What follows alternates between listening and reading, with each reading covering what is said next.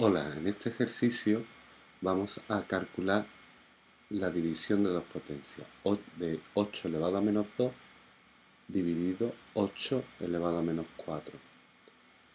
Como ambas potencias tienen la misma base, por lo tanto 8.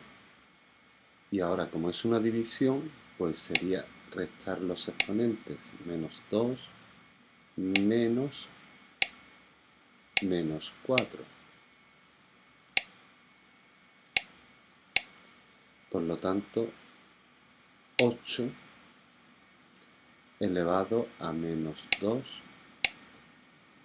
más 4 igual, por tanto, a 8 elevado a 2 igual a 64. En este ejercicio lo que hemos hecho ha sido que como ambas potencias tienen la misma base, pues seguimos utilizando la misma base. Y como es una división, pues restamos los exponentes y nos da 64. Pues bueno, espero hayan comprendido este ejercicio y nos vemos en el siguiente. Muchas gracias.